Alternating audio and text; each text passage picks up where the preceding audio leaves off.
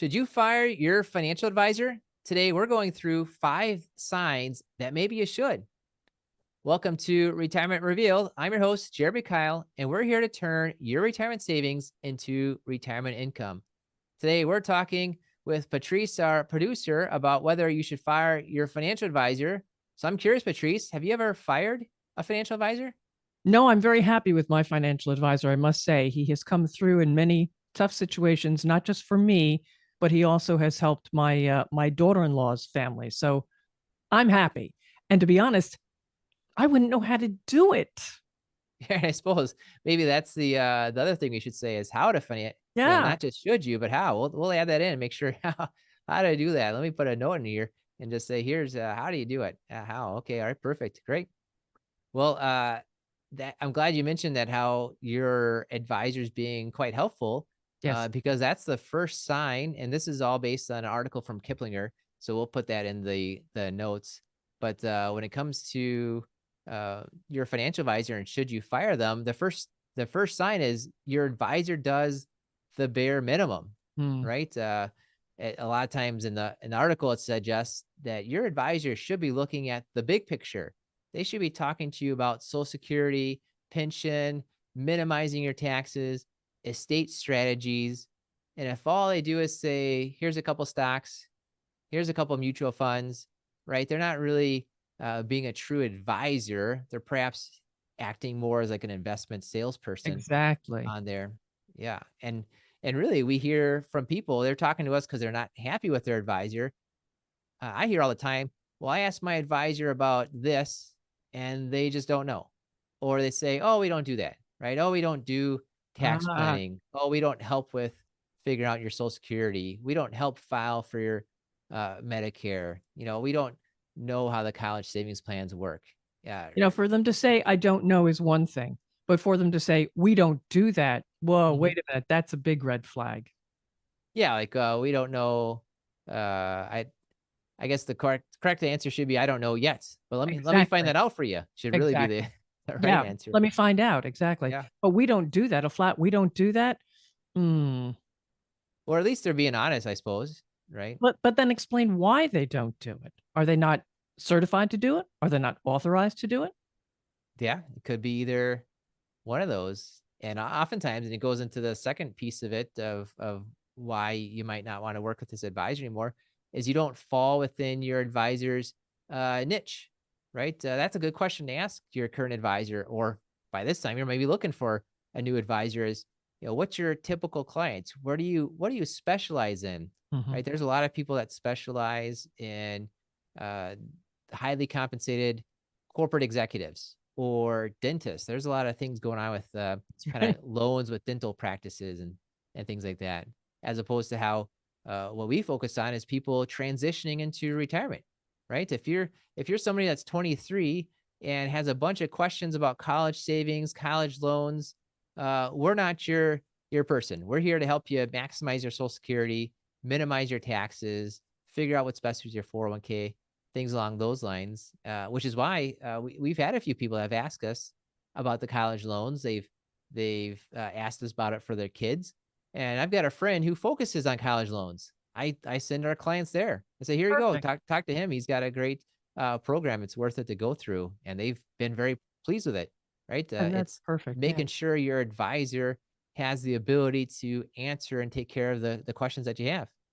And has a network like that. That's a beautiful thing to have, to know that you can go to your advisor and say, "Well, do you have someone I could speak to who might have the answer?" And you know right offhand. Right?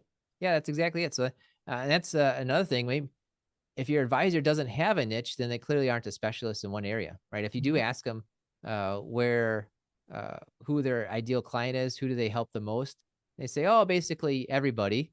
Then they probably know a little bit about everything compared Okay. to a lot about a few things, and that's maybe where you're hearing those answers from the first question of, well, Social Security, you can look online, figure some things out, right? They might just not have a deep expertise, and I think that's where you get the most value out of an advisor is when they have that deep expertise in exactly what you need. That's right. Exactly. Yeah. Well, the third reason you might want to fire your financial advisor is they said it's a relationship of two, not three. And of course, we're talking here to the couples where if the advisor only talks to one of you and kind of ignores the other one, that's a good sign. And it's especially seems Yeah. prevalent when it's maybe a male advisor and it's only talking to the male in the couple, if that's the case on there. And yes, there are people that I like to call them financial and non-financial spouses because it's not only a gender thing. There's usually one financial spouse, one non-financial spouse, and it's good for the advisor to try to bring those two together and kind of bring out the non-financial spouse that's less interested and needs some kind of boosting or education or including. That's a good thing. So if your advisor isn't doing that, maybe even actively excluding you,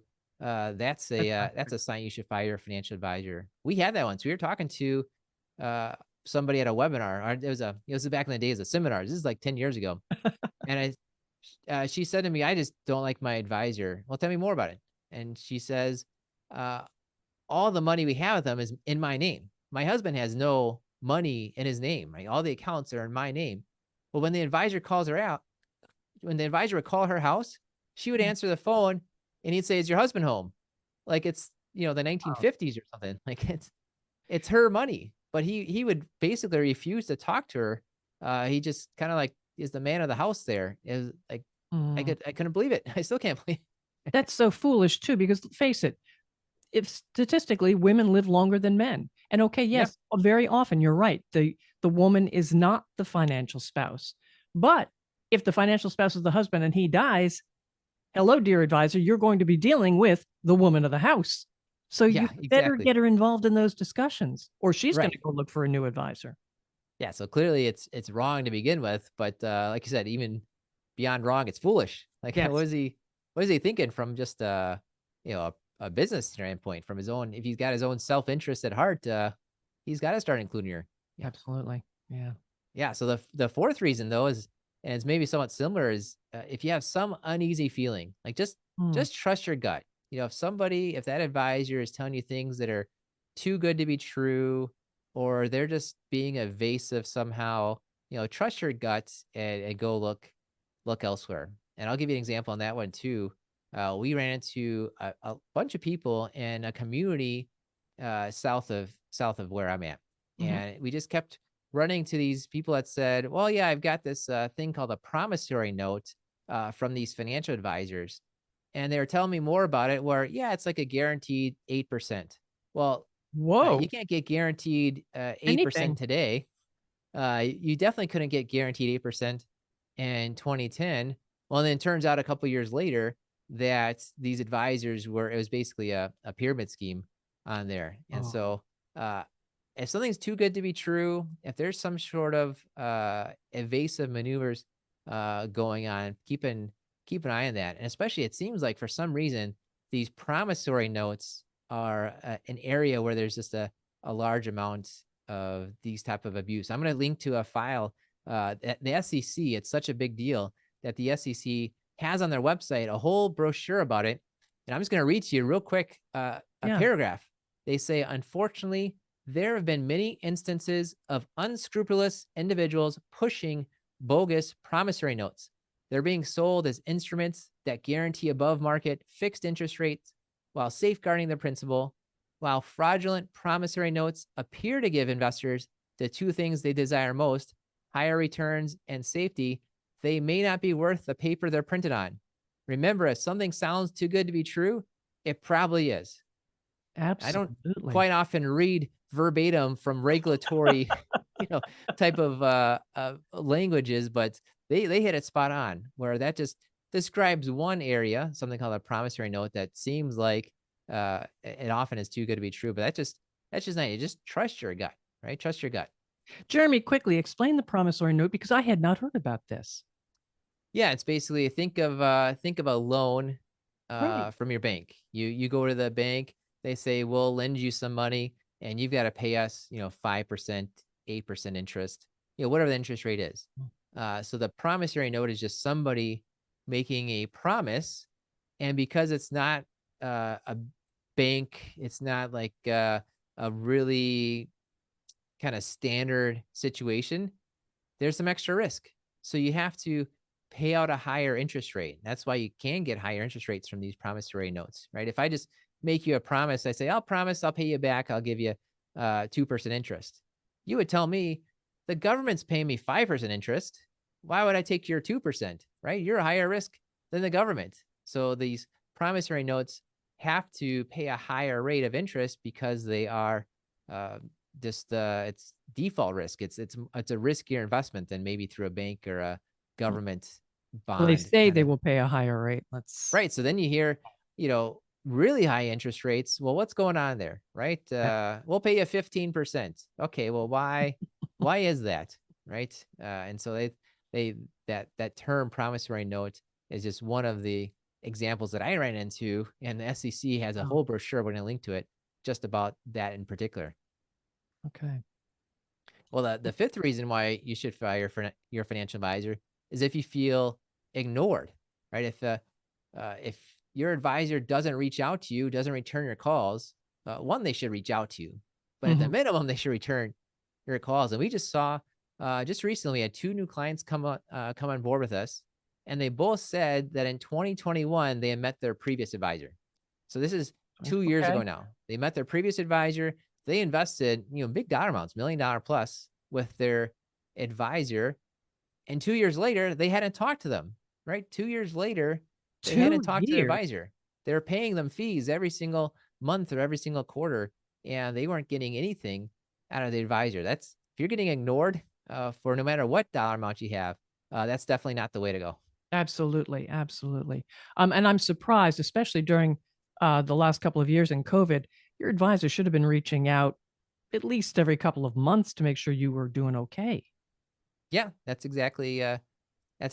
So we've talked about the 5 signs you should fire your financial advisor, and this is why I have you on the show because you said, "Well, how?" I didn't write that down. How should you fire a financial advisor? And I suppose really the first step is to go ahead and find your next financial advisor. It's generally speaking, you find your next financial advisor before you fire your current one because That that's makes usually how sense. it works.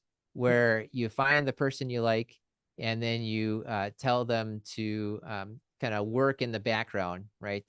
Take your Mhm, money from Edward Jones to Morgan Stanley, mhm. or Fidelity to Schwab, or whichever direction it's going, and they kind of talk in the background. You don't have to actually tell your current advisor. You don't have to in any way, but it might be the polite thing to do if you like them. I suppose if you don't like them, why bother, And if right? you haven't spoken to them in 2 years, why bother? Right. Although what I will say about that is, uh, I think it's best just to send an email, right? You're moving your money away from them to book time on their calendar, and for them to take some time, and for you to take some time for a broken relationship. I would just send them an email and just say, I'm working with this new advisor, and I'd give them the benefit of Why? here's why, right? Sure. Say I'm working with this current advisor because you didn't return my calls, right? Maybe just give them the opportunity to get better for the next people. Or Mhm. I'm moving to this new advisor because they focus on retirement planning, and you don't. Give them a reason why that you're doing that. Although sometimes if you haven't found the next advisor, like you're probably paying your current advisor a decent amount of money, especially if you have a place like Schwab or Fidelity as your custodian. Mhm. You could call into Schwab and Fidelity and say, remove my advisor from the account, right? Let me just keep the funds, right? If you've got stocks and bonds and mutual funds, those can all just stay the same, but remove the advisor. That way I'm not paying them anymore. And at least you're not paying somebody that's not giving you advice. And it kind of keeps things set in a way as you go out and take the time to find that next advisor. But I'd say generally speaking, you want to go out and find the advisor that you're Mhm. looking for to answer those questions you need help for. And I'll put a link to a resource. We've got a white paper. It's called 3 Things You Should Know Before Choosing a Financial Advisor. We did a podcast on here's Mhm. the 3 things you should know. And we'll put that guidebook in the notes too, where you can go click and download it. And it talks about things like fiduciary, how do I find that advisor? How do I know how much they're getting paid? Things like that. So we'll put a link to where you can go ahead and download that in the notes, and also the podcast, because I talked it through um, kind of the audio version of here's how you go and find that financial advisor. Great. All right. So there's some really good things to pay attention to. If your advisor's doing the bare minimum, you don't fall within the niche. The relationship is not everybody being included. You have an uneasy feeling and you feel ignored. All Yeah, good reasons. that's exactly it. That's a good summary of it. And we'll have a link to that article that Kiplinger put together. And of course, if you want more ideas beyond this about how to make your retirement great, you just go ahead right now, click that subscribe button, and you'll just keep getting our podcast, getting our videos every week in your inbox. Sounds like a plan. All right. Thanks, Patrice, for talking through. I'm glad to hear you had some, you continue to have a good relationship with your Yes. advisor. This, Yeah. this one's not for you, thankfully. I like it. Thank goodness. But it's good to know. Yeah, I suppose. Awesome. Well, thanks, Patrice. And thank you for listening to the Retirement Revealed podcast. We believe if you know more about your money, you will feel better about your money and you will make better money decisions.